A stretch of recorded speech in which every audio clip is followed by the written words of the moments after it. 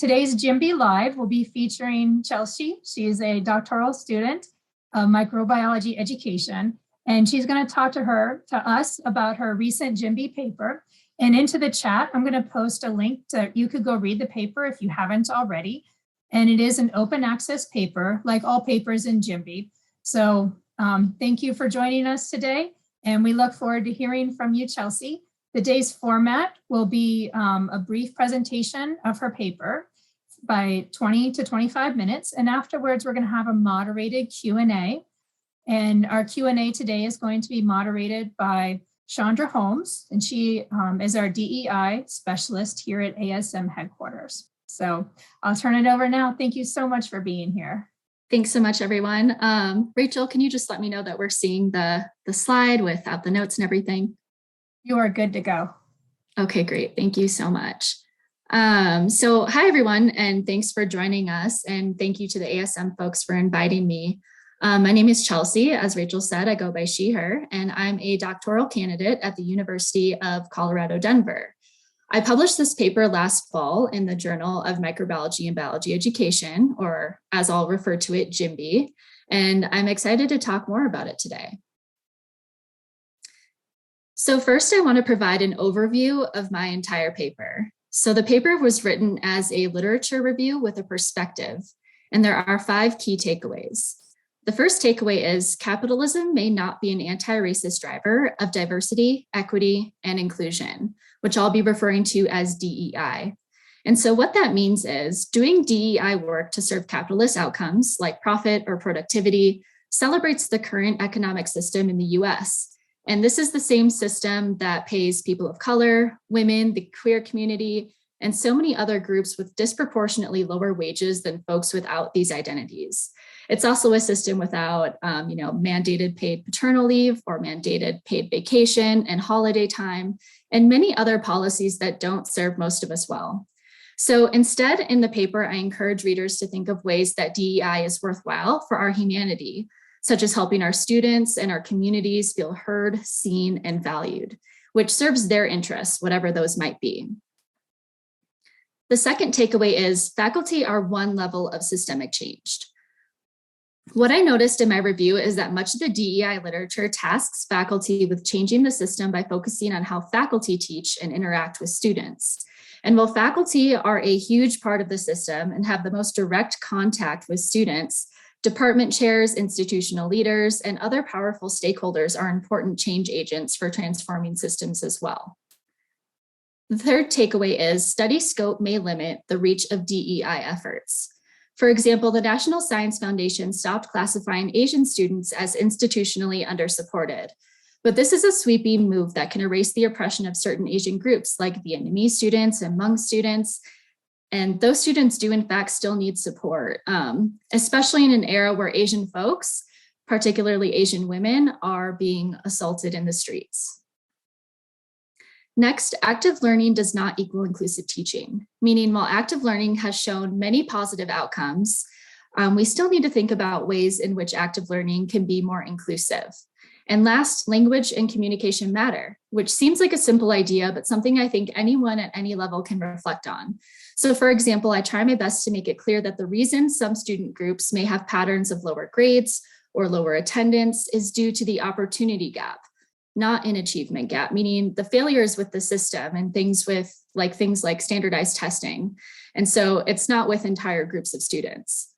But the reason I was asked to speak today was to focus on active learning does not equal inclusive teaching. So let's talk more about that. The major takeaway about active learning is active learning and authentic research are not equally accessible educational opportunities, meaning they're not automatically inclusive educational tools. The data is promising, but we tend to talk about it as an absolute fact. Active learning has the potential to increase academic achievement, particularly for our students that need the most academic support. However, as Dewsbury points out in his paper, Context Determines Strategies for Activating the Inclusive Classroom, factors like time and money can very quickly present challenges with active learning or authentic research experiences. More and more, we're serving students from lower income backgrounds and with full lives outside of their academics. Asking our students, up to 40% of whom report cutting down or skipping meals, and 17% of whom experience homelessness in a given year, to pay for expensive textbooks or lab supplies or access to learning software offered by publishers is becoming more and more unrealistic. Asking our students, especially the 47% of part-time students with full-time jobs, or the 15% of students who have legal dependents, to spend hours upon hours before and after class prepping on their own time to accommodate more active learning in class, like with flipped classrooms, or asking them to spend unpaid hours in the lab or in the field for authentic research experiences is becoming more unrealistic. So in response, Dewsbury recommends to choose low to no cost resources and limit out-of-class commitments. I have a few resources listed here in support of that mission. So OpenStax provides access to free, peer-reviewed, and open source textbooks. Open Textbook Library offers free textbooks for many areas of biology, like conservation biology and microbiology for allied health. And Open Textbook Library also offers hands-on lab exercises. And the last bullet point there, the OER Commons offers access to case studies, games, and course activities, which are great resources. And of course, if none of these are quite serving your purpose, you can always modify them to fit your needs and what you're doing in your classroom. And while I'm talking about low to no cost resources as a way that individual instructors can make a difference, these conversations can be had at the department and institutional level too. And we honestly need it there because many biology and microbiology departments actually require the use of expensive textbooks and lab materials. So we need leadership buy-in to support these types of widespread changes.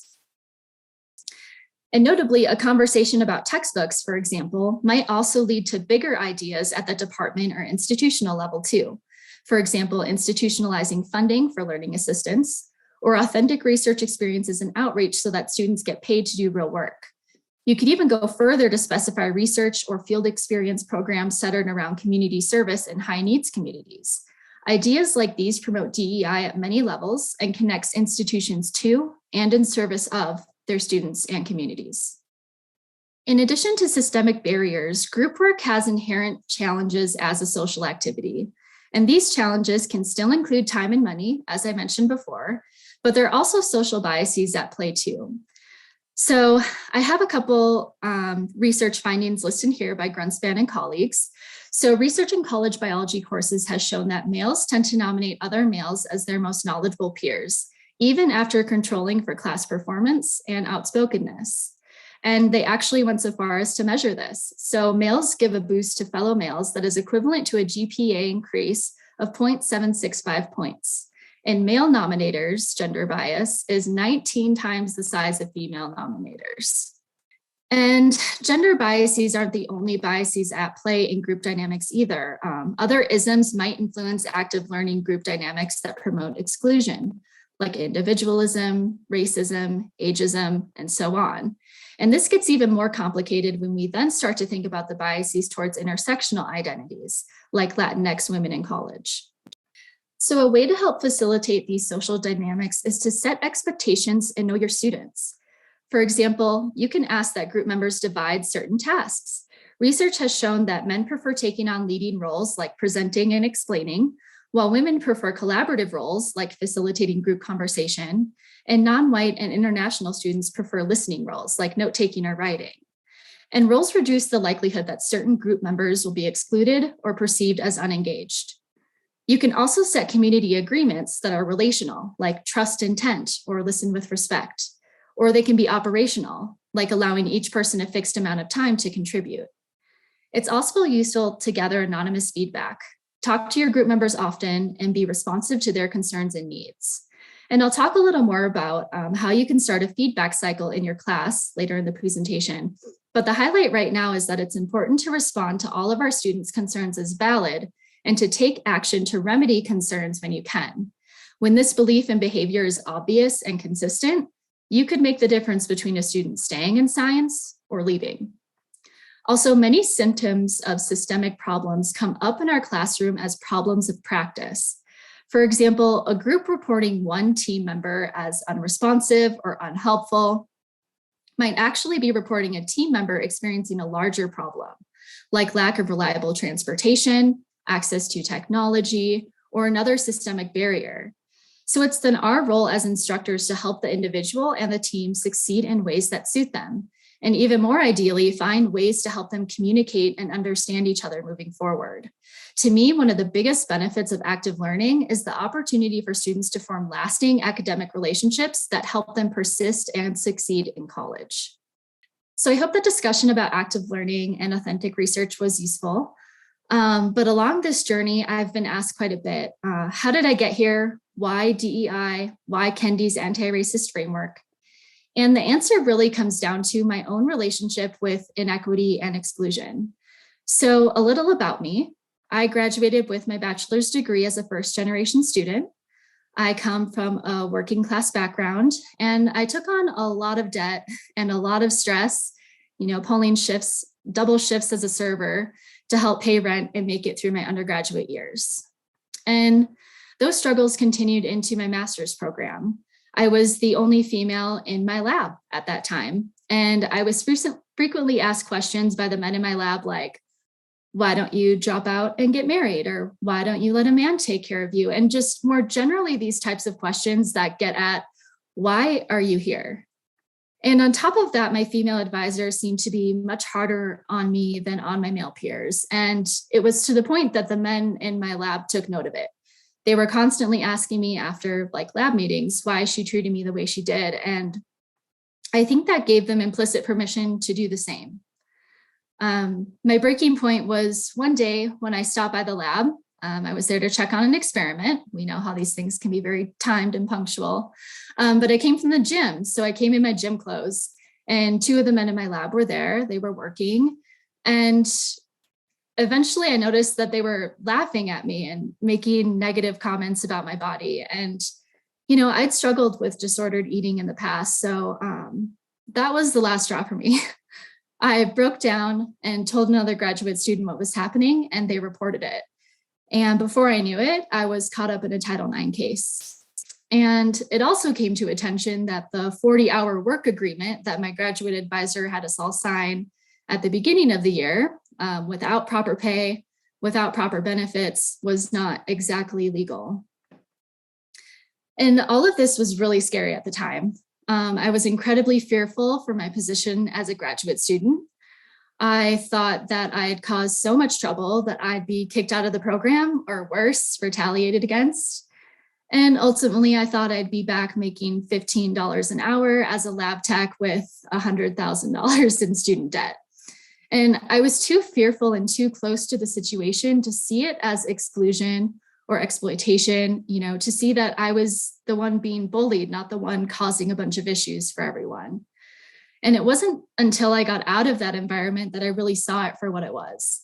And I did end up leaving science. I went into my master's program wanting to work for the CDC one day. That was my ultimate dream. But I left my lab because of how I was being treated. And it's not all bad. That experience motivated me to dive deeper into education and in issues with DEI. And my struggles had nothing to do with race. But my classes about critical race theory during my PhD program just landed with me in a different way and with my experiences. I knew in my own way what it was like to be excluded and to be told by our society that I'm not worthy of acceptance or success. So during my PhD program, as I mentioned, my critical race theory courses really helped me along this process. I'd done a lot of reading, and I was moved by authors like W.E.B. Du Bois, Audre Lorde, Paulo Freire, and so many other critical scholars that have been fundamental to furthering the equity and inclusion conversation in education and elsewhere. I'd also been a part of more informal book clubs, where we read titles like White Fragility by Robin DiAngelo. And eventually I came across Ibram Kendi's book, How to Be an Antiracist. And there was something about this book that clicked for me. It helped me see a path forward in my commitment to action for DEI.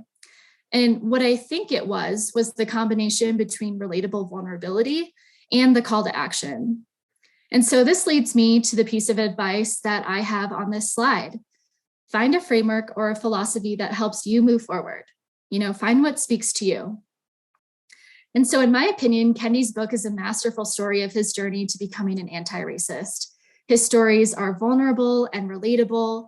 For example, in the section of his book where he talks about the difference between racial and ethnic bias, he talks about his struggle as a Black American in challenging his stereotypes about African Americans.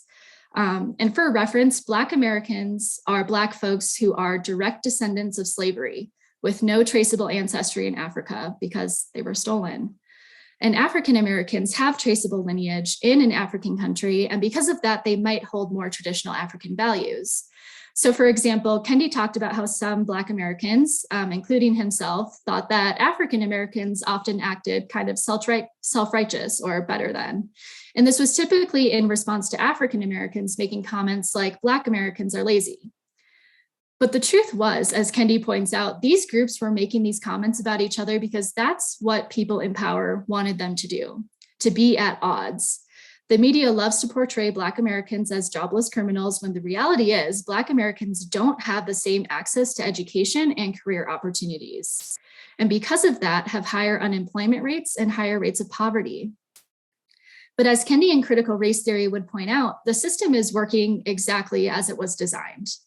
Those with real power spend a lot of energy to keep us at odds with each other, to keep us at odds with people we actually have more things in common with than not. You know, instead of being at odds with and fighting the system and those in power. Because as long as we waste our energy on criticizing other oppressed people and trying to get ahead in the privilege game, we aren't investing our energy in dismantling the system that's actually doing us harm. So this story is an example of how I found a parallel. Black Americans and African Americans are both considered Black in racial terms. And in Kendi's story, white supremacy was turning them against each other. This paralleled to the experience I just talked about in my conflict with my female advisor during my master's program. You know, I thought she was controlling and overly critical of me, not fully understanding the pressure that she was under as a female faculty in science to do more than her male colleagues, just to be seen as basically competent. And she thought I was uncommitted and careless and not fully understanding the exclusion and the psychological distress I was experiencing as the only female in her lab. In our case, we were both experiencing patriarchal oppression, and we were not helping each other. We were just in constant conflict, and both of us lost the opportunity to identify the real problem at hand. So Kendi's stories are vulnerable, which makes them incredibly relatable. And he doesn't just focus on race, he talks about how we need to be critical feminists, queer advocates, and so many other things to be truly anti-racist. He connects to so many identities in his book that one of them is likely to stick with any reader. Kendi also offers his unique take on how to dismantle inequity. Kendi argues that to dismantle oppressive systems, we need people in power to use their power to establish anti-racist policies. This in turn cements anti-racist policies in institutions. So if your institution or workplace has started to require DEI training, that's Kendi's philosophy at work. You know, they might not have consulted Kendi or gotten the idea from him, but that's his mindset in action. It's probably not that you didn't care about DEI before, but we have so many other responsibilities that it doesn't always take priority. And so it's helpful that these policies are put in place. And this is different to a lot of other anti-racist scholars who focus more on interpersonal dynamics, like faculty-student relationships. Kendi also provides a really simple definition of anti-racism, which is any action that moves us towards equality. And that to me was a really plain and simple idea or framework that I could use to move forward my own work. Kendi's work helped me to identify ways I could practice inclusion and equity in my sphere of influence. And that's exactly where this paper came from. And it's also interesting, I just want to point out, because during the review process, a reviewer asked me, why Kendi? Is it because he's so popular right now? And it was a great question because it really forced me to rationalize why I chose Kendi and to make that clear in the paper. But I also think it was a good question because it made me realize that this paper might be able to serve as a visible example of doing what works and what moves us forward, not just what seems the most sophisticated or the most academic. And there were other ideas I found useful throughout my work too, specifically a pragmatic approach. A pragmatic approach, and I found this definition from Cambridge Dictionary because I really like it, is solving problems in a sensible way that suits the conditions that really exist now, rather than obeying fixed theories, ideas, or rules. And so pragmatism is often used in mixed methods research, and it's basically this idea that there are multiple ways of doing research or answering a question, and you should take whatever approach will work best in a real world context. And it leads to this next piece of advice, which is to do what serves your purpose.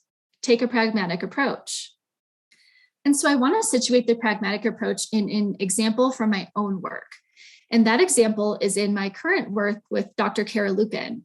She's an affiliate faculty at the University of Colorado, Denver, which I'll just be calling UCD.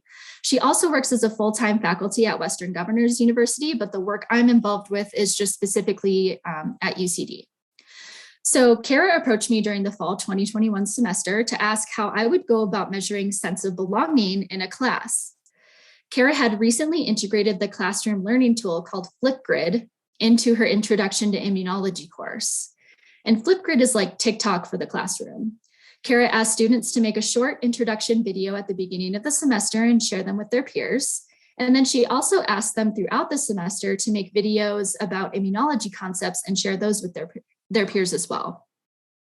And especially given the transition to remote and hybrid learning environments, Kara suspected that Flipgrid was a good way to connect students in her immunology course, but she wanted to prove it or improve it.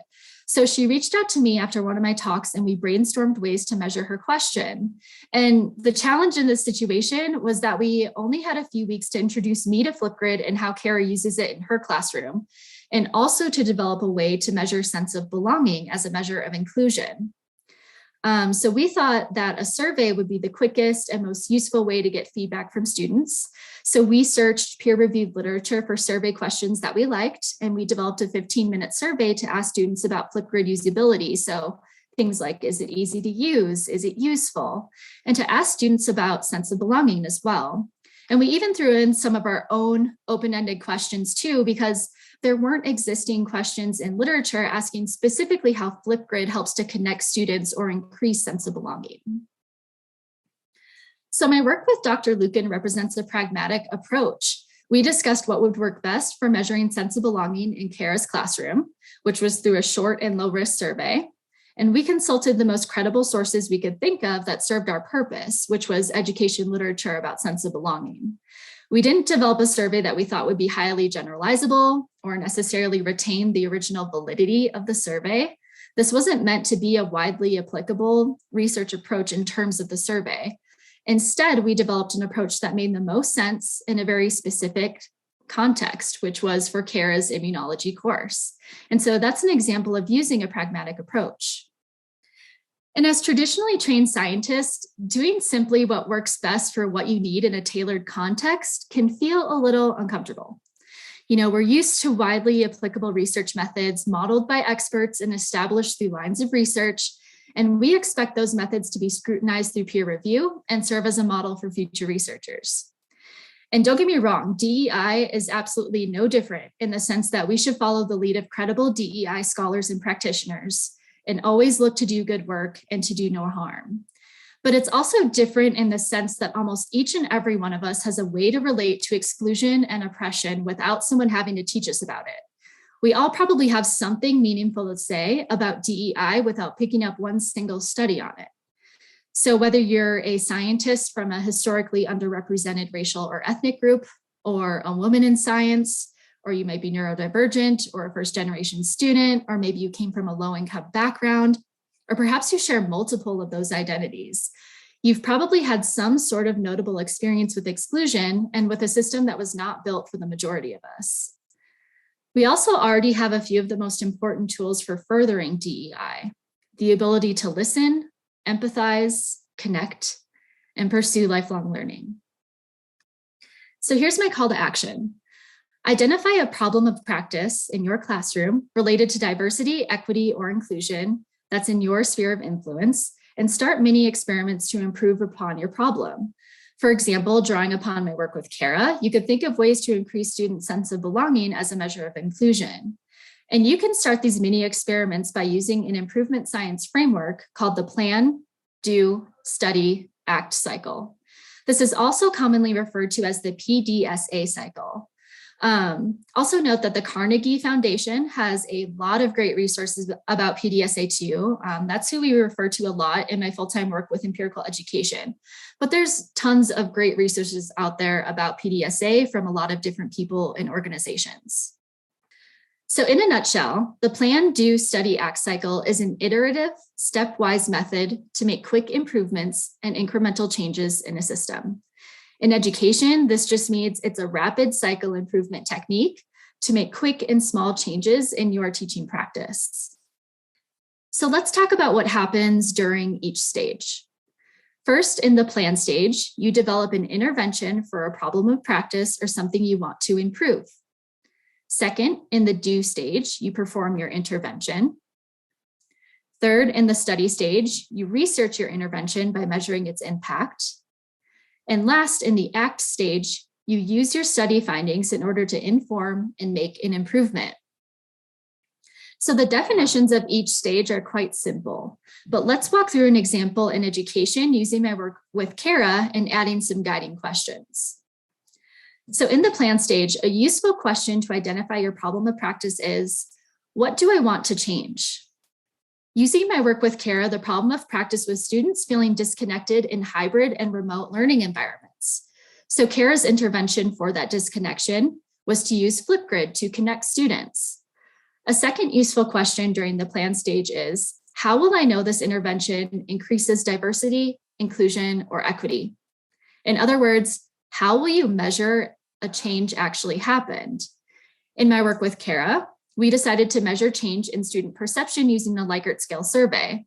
And so in Likert scale surveys, you can measure agreement or other forms of questions using a scale. And in our case, we used a scale of 1 to 5. So basically, we're able to quantify student beliefs or perceptions on a scale of 1, which would mean they disagree, to a scale of 5, which means they agree. The do stage is pretty straightforward. You implement your change.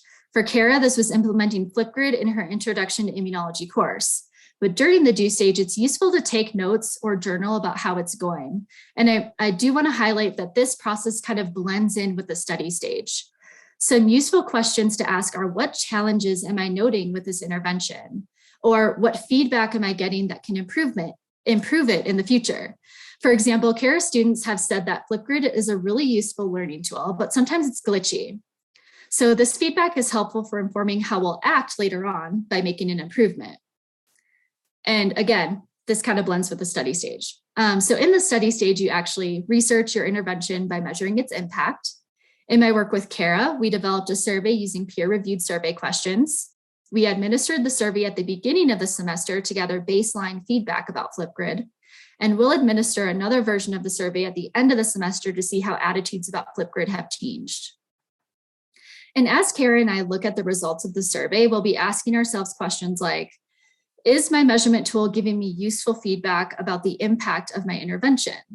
In our case, this is simply, does the survey tell me Flipgrid works? And that's both in terms of usability and for increasing sense of belonging and inclusion. The last stage of the PDSA is ACT, where you plan an improvement based on your results. During the ACT stage, you can ask yourself, what did I learn? What can I do better? What can I study in the next PDSA cycle? For example, students said during the do phase that Flipgrid was sort of glitchy. So in response, we may act by warning future students of this observation. We could also provide troubleshooting tips and offer flexible due dates for getting Flipgrid assignments turned in. That's one way we can make Flipgrid more enjoyable to use. And hopefully we'll get positive data about students' sense of belonging as well after using Flipgrid, and then we'll be able to use that data to guide students to use Flipgrid in a more connective way. So that would be one PDSA cycle, and we would do another PDSA cycle all over again based on what we find and what still needs to be explored for classroom improvement. So the question to ask yourself is, what is a problem of practice I have, and how can I use PDSA to study it and improve it? And so PDSA is useful to guide and promote DEI work in your sphere of influence. Faculty can test whether an active learning intervention increases students' feelings of connection to other students. Department leaders can test whether new interview questions result in job candidates with more self-reported commitment to DEI. Journals can test whether there is an increase in unique DEI content through an email campaign inviting diverse scholars to publish. And grant funders can test whether financing professional learning to engage mentors of color results in higher graduation rates for students from a historically underrepresented racial or ethnic group. And so that's what I'm going to leave you all with. What can you do in your sphere of influence to further DEI? And just some quick acknowledgements. My advisor, Dr. Bud Talbot, my committee, Dr. Geeta Verma, Dr. Laurel Hartley, and Dr. Alan Davis. They've been so supportive and have given me great guidance throughout my dissertation process. My colleague, Dr. Paul Lee, who is someone I worked with a lot while I was working as an affiliate faculty, and we were constantly brainstorming ways to make our class more accessible to students. Of course, my husband, Giovanni, and my best friend, Stella Luna, who is pictured here. So thank you everyone for your time and attention. And here is my contact information. Hello, everyone. Thank you so much for coming to JMBE Live and attending our session. Chelsea, thank you so much for that wonderful presentation. It was very in-depth, very informative, and we really appreciate taking the time to come and present for us. We are now going to open the floor for a few questions, and we have a few Q&A in the box currently.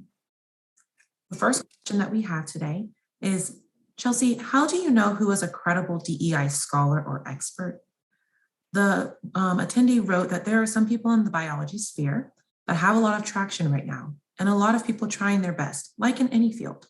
But if they're nervous that if they pick wrongly, they can use a practice that exacerbates inequality. How can they see through that? How can they predict that?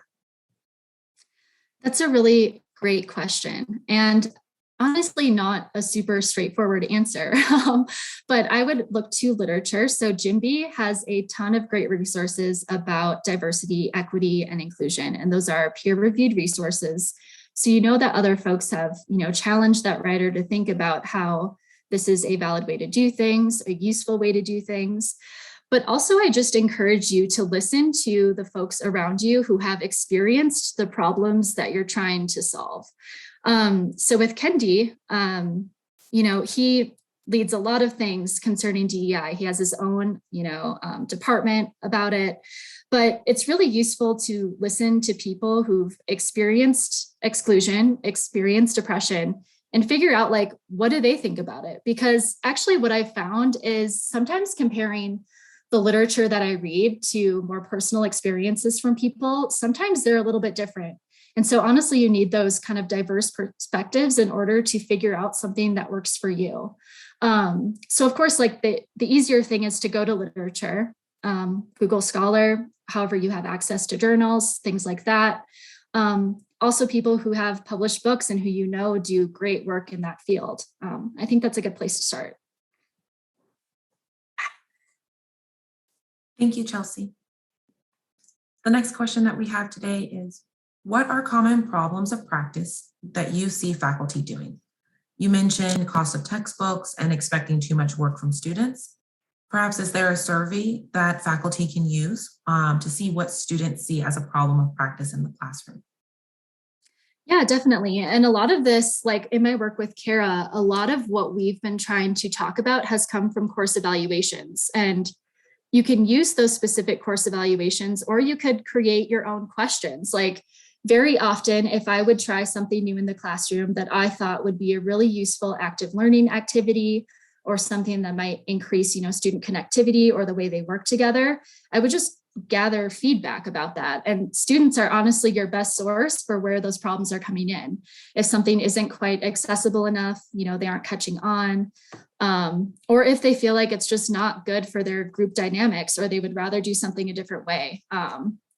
Your students are the best source, but we can also, of course, look to papers and what other people are thinking about, talking about, but I would really lean on your own experience in your classroom and what your students are telling you as far as what's good for you to study or think about in your own context.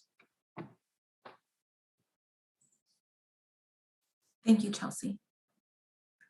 Another question that we have from the audience is in relation to accessibility.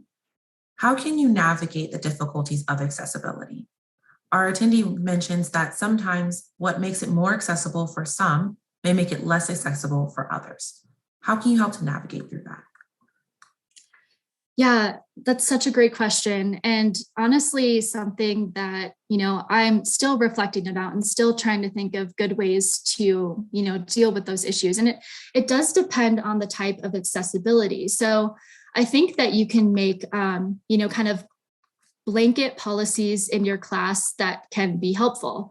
You can have flexible due dates. You can have flexible attendance policies, like allowing students to miss a certain amount of classes or quizzes, or even having, remote lessons if that's something that's possible for you. You can do partnered assignments. You can do projects in place of assessments if students aren't, great with these standardized tests or multiple choice tests. Those are a lot of things you can do, but also, I think it's about just being ready to have those one-on-one conversations with your students and to give those individualized supports. And I don't think it's a situation where you need to already have the answer figured out. You can work with them to figure out what fits their specific needs and work together to find creative solutions. And so it's a situation where you just need to be open. And also, we need to trust our students when they say, a family member is sick and they need time off, or they couldn't get out of a work shift, or, something else that's going on in their life that's making it harder for them to access the material or the class itself. And this takes a lot of trust, listening and compromise, and, try not to get hung up on breaking a course policy when a student really needs it. Their well-being is more important than breaking a policy that works just fine for like 90% of your students. And if any of your other students ask you about it, which has happened to me, I've found that it's good to be open and honest and assure them that you're willing to work with them too. It's more about that communication and having a trusting relationship to figure out, what the issues are and how you can help them. Thank you so much, Chelsea. Yes, communication is key, right? Can you dig a little bit deeper? You mentioned about having one-on-one conversations. Some folks might be uncomfortable with initiating those conversations with students. How would you recommend breaking the ice and starting those conversations? Yeah, that's a good question too. These can be really difficult conversations, especially when it's something incredibly personal. And I think it starts with just noticing your students from day one. So know their names, know how often they attend, where do they like to sit, how often do they speak up in class, how often do they speak to other students, and get to know their preferred ways of learning and study habits. And sometimes just making that effort to get to know our students and their habits is enough for them to trust us and come to us with an issue, because they can see we care and we notice them as an individual in our classroom. But in other cases where students may not be as open to sharing, if you notice something is off with their routine, then that's a way in. If you notice a student who used to attend class every day and love talking to their peers, and now they're suddenly quiet in class, or they've moved to the back of the class to work alone, or they're more frequently absent, that's a way in. You can reach out and say specifically the behavior that you're noticing, not making assumptions about what's happening, but that can be a way to just open the door to those bigger conversations and find out what's going on with our students. And then from there, you can have those, compassionate conversations about what's going on and how you can help them. Thank you, Chelsea. Our next question from the audience, it's a bit long, so bear with me. I'm just going to read a little bit of context to help support their question. Our attendee says that thinking about open educational resources, they are struggling with theory versus practice. Theoretically, it is more inclusive to use an open educational resource text and assign reading, and that is where they started when they started teaching. On the ground, however, they get better overall learning from individuals from historically underrepresented groups when they use an e-text with adaptive assignments that scaffolds their content learning with due dates and points. Do you have any thoughts about how these trade-offs with financial cost versus inclusive technology? That's a good question. And I appreciate the trade-offs that sometimes we have to make. And I will be totally upfront that my first year of teaching, I relied a lot on textbooks. I relied a lot on those, learning programs through publishers. But as I was going throughout my journey, I was finding, a lot of students were telling me, I can't afford to pay for this. This is a lot. And so it's not a super easy answer, but a lot of this comes down to, researching those open source materials, knowing what they are, knowing what works, and perhaps getting to that place. It might not be right away. This might be a long-term goal, but developing your own materials. So it's not a quick fix, and it can be a lot for an instructor to take on alone. So I definitely recommend, connecting with other instructors who are teaching the same or very similar content. I mentioned my colleague, Dr. Paul Lee. We did a lot of this when we were working together. We tried to come up with ways that were alternatives to those more expensive programs that we were implementing in our classroom. And one of the activities we came up with, I'll just share one example. It was a virtual escape room that we created in Google Forms. And so Google Forms is a free survey platform by Google. And the students absolutely loved it. So it was just really the time that we had to take to design those questions so that the questions would unlock and they could escape certain parts of the room. And we made it into sort of like a mini competition. And so it was totally free for us, but of course that came from having a lot of experience with, established textbooks, understanding how those programs work. So it takes time and it's not easy. And I 100% appreciate that. Thank you, Chelsea. Earlier in your presentation, you mentioned that faculty are one level of systemic change. Can you dive a little bit deeper into this? What does this mean? Yeah, it's a great point. When I was sharing this paper before it got published with a lot of folks, that was honestly the main question. They were wondering, am I suggesting that faculty are not an important part of the system, an important part of doing change? And that's definitely not my intention. What I mean is that faculty have a lot of power, especially compared to undergraduate and graduate students, but the responsibility doesn't lie solely with them to create systemic change for diversity, equity, and inclusion. And I really love this paper by Johnson and Elliott. They published in JMBE in 2020, and it's all about how you can make these cultural transformations in STEM departments. And they point out, a lot of these actions that we hear are about how individual professors can, go to their own classrooms, teach in certain ways, do certain mentoring things, challenge their own biases, look at stereotype threat, all of these things. But these individual things happening in individual classrooms aren't necessarily enough to create a widespread cultural or policy related shift at the department or institutional level. There are so many other factors that go into systemic change. You need to get resources. Sometimes you need to buy faculty time. You might need to hire an external evaluator. You need to create policy. You need to overturn policy.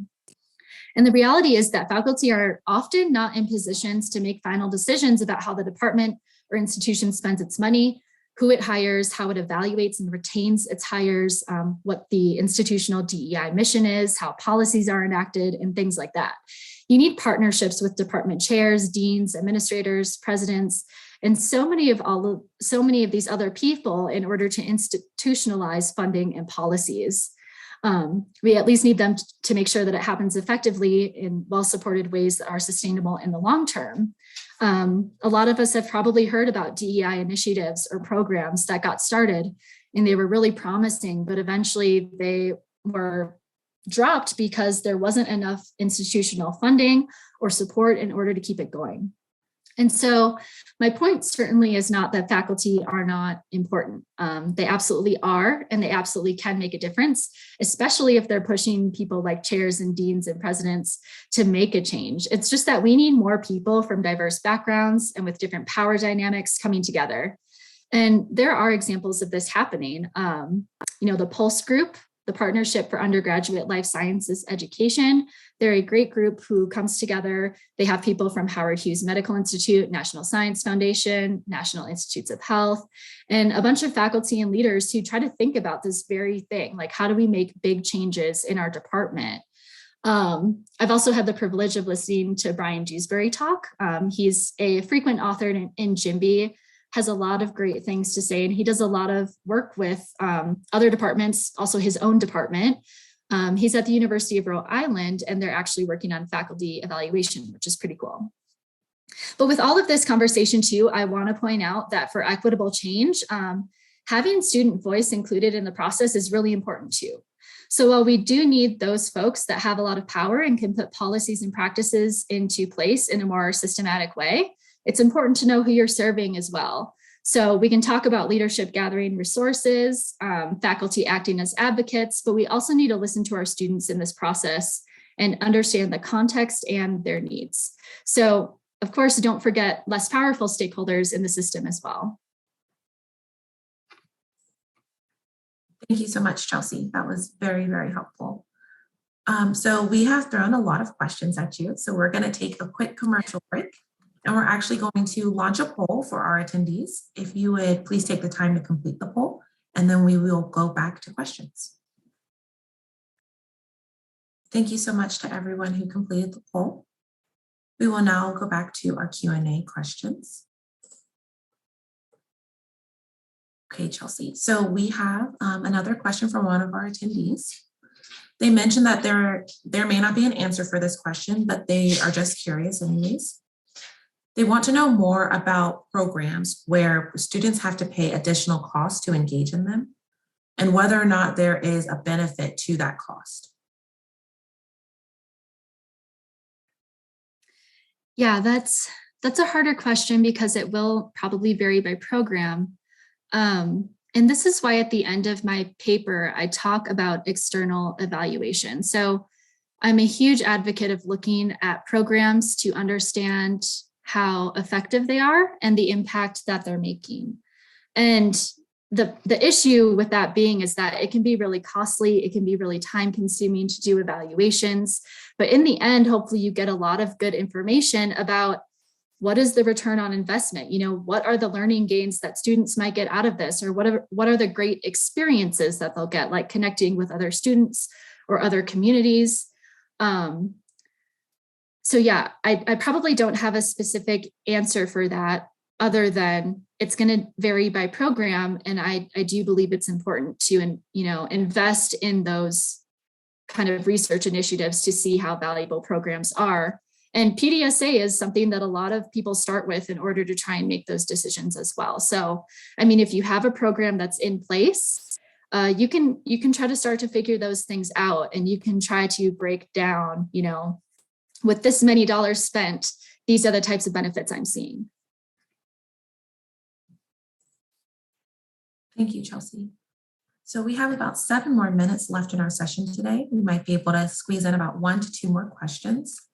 The next question that we have for you, Chelsea, is you've provided a lot of insight and feedback about how to ensure that the classroom is more inclusive and equitable, and how you can really work to cut down cost as well as time commitments.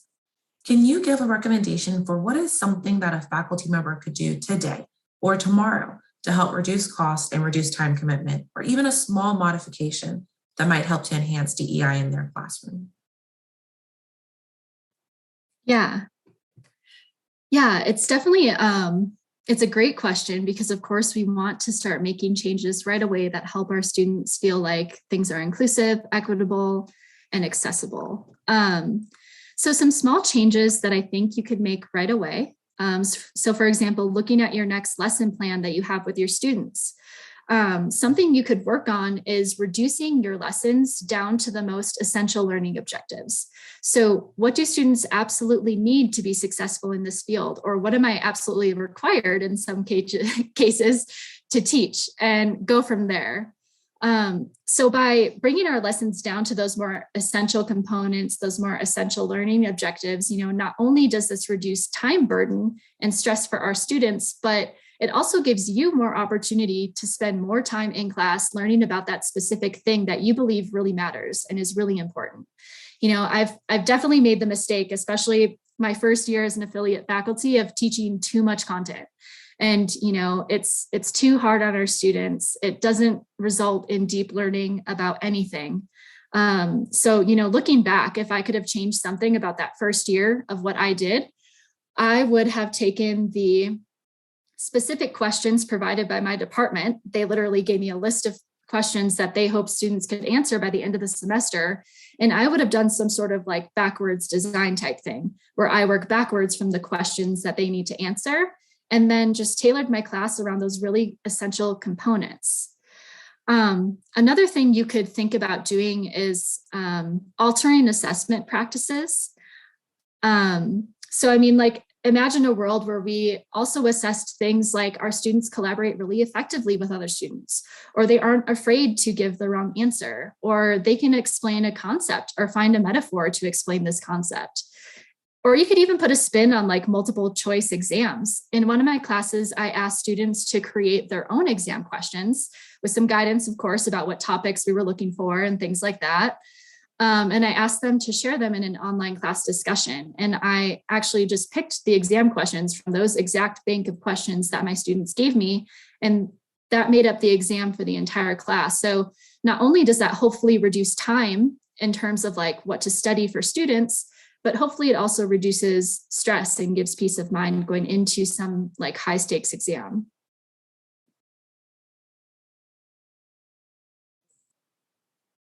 Thank you so much, Chelsea. So one final question for you. We have 4 more minutes remaining. You mentioned a little bit about what faculty members can do today in order to work with students. What can faculty members do today in order to better engage the leaders within the institution, deans, provosts, et cetera, to really elevate DEI at the institution? That's a really great question. And I think it starts with conversations with the folks who are, maybe a step above you, who you already have great working relationships with. You could tell them about maybe a problem of practice you're having or something you're trying. And you could talk about these things maybe at the department or institutional level that would really make these things a lot easier.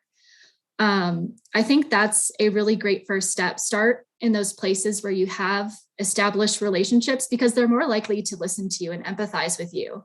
And from there, they can act as advocates to help you go talk to other groups and leaders and help to make this conversation bigger. Wonderful. Thank you so much, Chelsea. Thank you, everyone. We will conclude our Q&A section, and I will give it back over to Rachel for concluding statements.